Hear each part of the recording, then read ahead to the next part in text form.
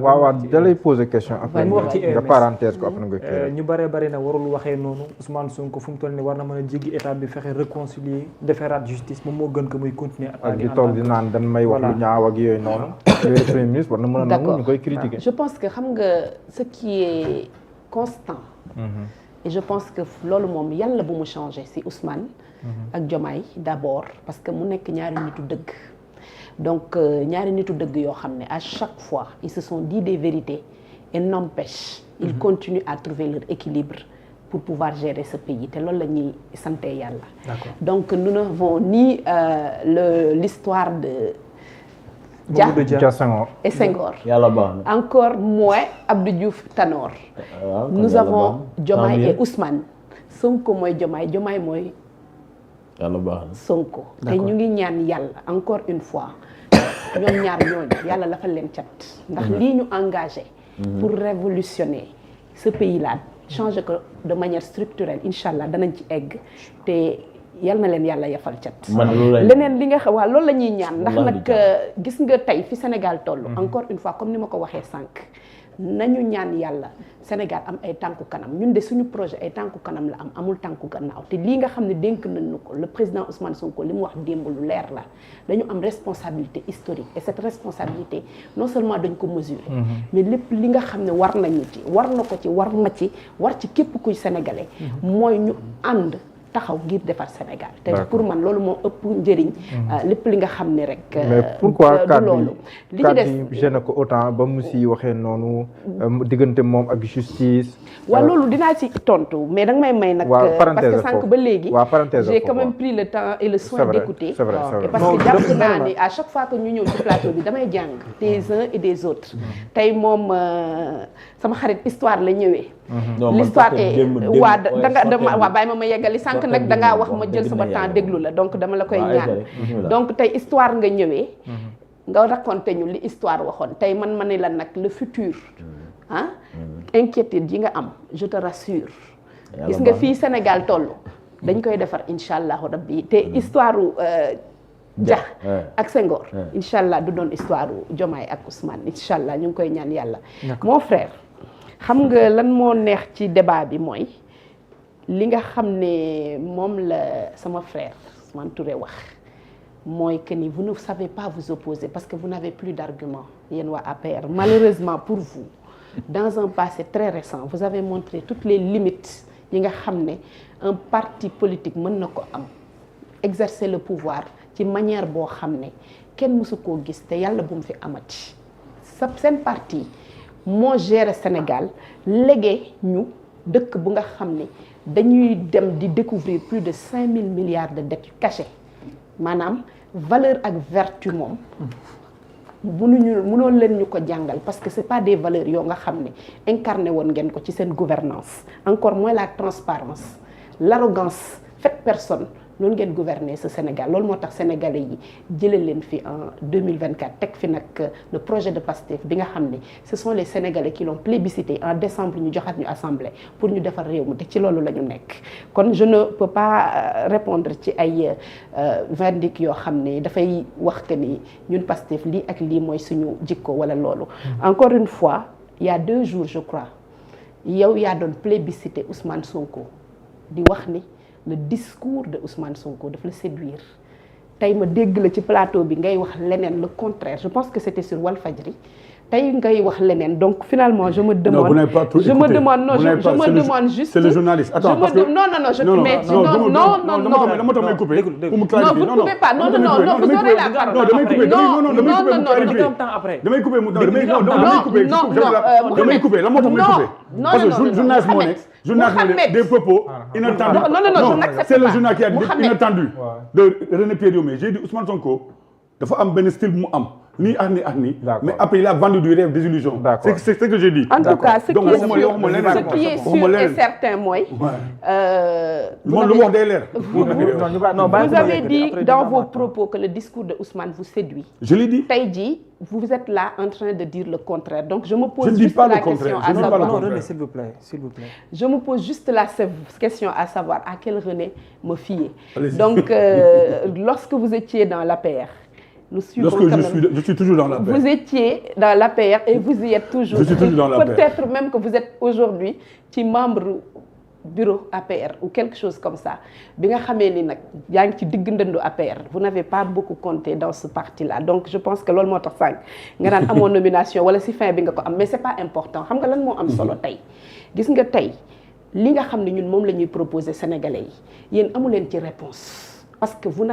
avez exercé le pouvoir et vous avez montré vos limites li Ousmane Touré wax sànq nous n'avons pas d'opposition actuellement dans ce pays moo tax vous vous accrochez à des chroniqueurs pour essayer d'exister encore mais malheureusement mënu leen exister te APR moom nañ ko wax rek te dee da ngeen jéem mais du ngeen ñëwati parce que sénégalais yi li ngeen leen wan gëwma ni confiance bi nga xam ne amoon nañ ko ba faloon le président Macky Sall loolu dina amaat c'est l'erreur de l'histoire et la pire que le Sénégal a vécu ces 20 dernières années. Pour revenir à la question bi nga xam ne moom nga ma posé par rapport à la justice. Les propos yi mu sentir de Ousmane Sonko, le président de PASTEF, bi mu génne li mu wax lu leer la. Moom il n'attaque aucun magistrat intitut personnel mosu ko def. Li muy attaqué c'est un système bu nga xam ne du tey la njëkk et il a toujours pensé que la justice bu Sénégal en tout cas une certaine justice dañ ko war a réformer ba nga xam ne muy man muy yow muy keneen bépp décision bu mu jël danañ ci am confiance ce n'est pas le cas aujourd'hui tey bu ñu toogee ci plateau di mën a waxtaanee ni diw jàpp nañ ko lu tax ñu jàpp ko kële jugement bi ñu ko defal est-ce que jugement la bu waroon am ça veut dire que on a tous un problème avec la justice il n'y a pas le monopole de ce problème donc li ma xam te gëm ko mooy lire leer ci sama bopp mooy il veut qu'on réforme cette justice pour que tous les Sénégalais soient égaux yéen foog ngeen ni Ousmane Sonko su amoon une maîtrise sur la justice wala mu am un pouvoir boo nga xam ne daf ko féodé dinañ am un frère bi nga xam ne mooy Khalifa mu nekk suñu frère de parti mu nekk ci mu nekk entre les mains de la justice mais du lu ñu gënal mais c'est parce que justice mooy dox di def liggéeyam ñu ngi koy ñaanal foofu mu nekk mu jóge fa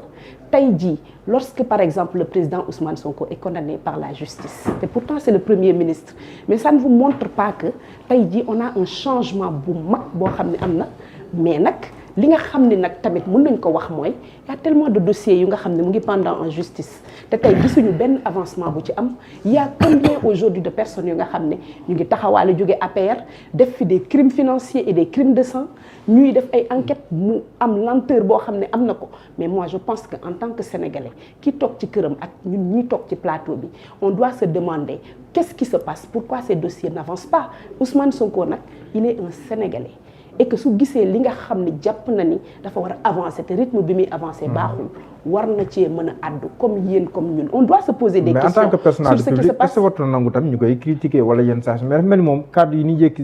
di ko teg si deram loolu tam lu ko métti la daal waaw mais attends dem waxee na si noo xam ne nii voilà loolu tamit est-ce que mais Mouhamed critiquer nit dafa war a mën a tax ngay jàpp nit di ko saaga wala nga koy wax loo xam ne amul teggin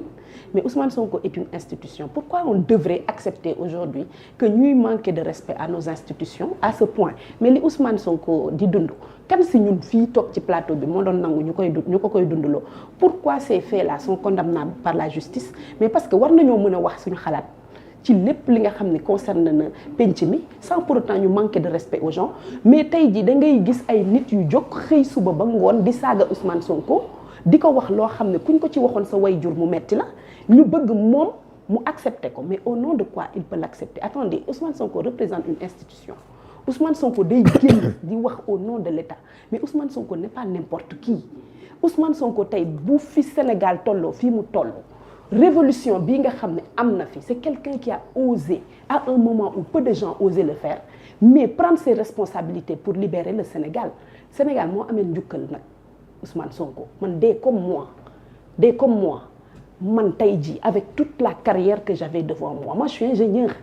génie industriel amoon sama carrière di ko tracé si je suis venu aujourd'hui rejoindre la politique non mais c'est parce que j'ai vu en Ousmane Sonko un homme boo nga xam ne li muy incarné ak les valeurs yi nga xam ne moom la porté dafa méngoo ak man li nga xam ne moom laa gëm ni moo mën a doxal Sénégal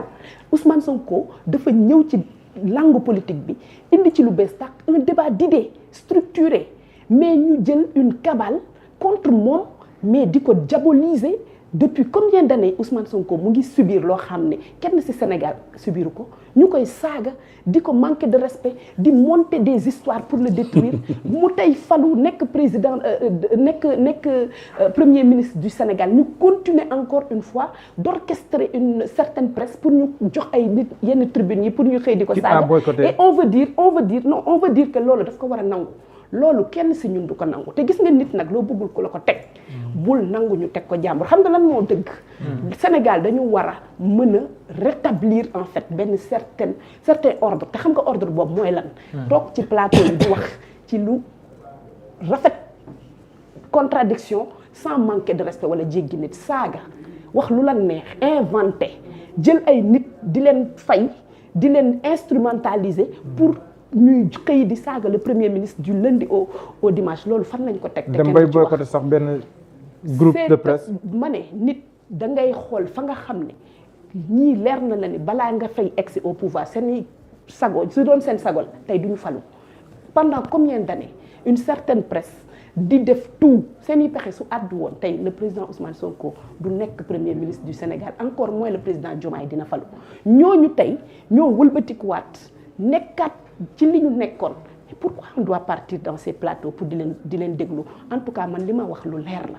man foo xam ne su ma fa demee l'objectif c'est de descendre mon leader wala di jox tribune ñoo xam ne dañuy ñëw pour di ñu saaga kooku ñun bu ñu fa demee ñun ñoo tooñ suñu bopp man duma fa dem personnellement et je pense que li président Ousmane Sonko wax démb lu leer la nous n'irons plus ci plateau yoo xam ne dañ fay dem pour fa dégg ñuy saaga wala ñuy wax bu ñàkk teggin jëmale ko ci suñu leader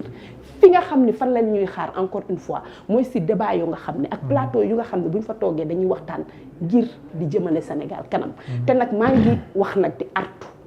gis nga ñun yéenewuñu kenn prison man c'est pas même dans ma nature di yéene nit lu metti wala lu bon c'est pas aussi dans ma nature di toog ci débat politique di wax nit lu ko jéggi wala wax boo xam ne tegginewul te dama bëgg tamit ñun ñëpp ñu revenir vraiment à l'orthodoxie xam nga lan mooy orthodoxie mooy Sénégal dañoo baaxoo suñu toogee mën nañoo am ay contradictions mais dañuy wax ci respect mën nañoo am nag ay wuute xalaat mais dañoo war a mën a débattre ku ci nekk wax li nga xam ne moom nga yaakaar ne mooy dëgg bu ñu paree sénégalais yi seetaan jël ci liñ ci moom mais convoquer des plateaux des audiences pour toog di saaga le premier ministre kooku c'est pas normal dans un pays loolu du dëgg du respect te du lu nga xam ne ñun war nañ ko mën a tolérer en tout cas nit kenn du ko xeebal kilifaam ñun dañu am suñu ay kilifa am suñu koo xam ne moom mooy le président Ousmane Sonko lu bari tey lu am ci Sénégal ñu war ko nag gërëme ndax nag c'est une très bonne nouvelle pour la démocratie sénégalaise. Est-ce qu'il ne prête pas aussi le flanc quand il évoque benn live di wax ci société civile utilisant certains mots? ay fumier quel mot par exemple? Fumier. man je l'ai pas entendu franchement j'étais dans la salle mais hier. il a dit. te li man dégguma ko. donc dégguma ko. man ce que j'ai entendu. mooy man nag loolu bëgg naa ci yow. man li ma dégg laay wax parce que nag xëy na non mais j'ai pas entendu non je n'ai pas entendu mais xam nga lu ma dégg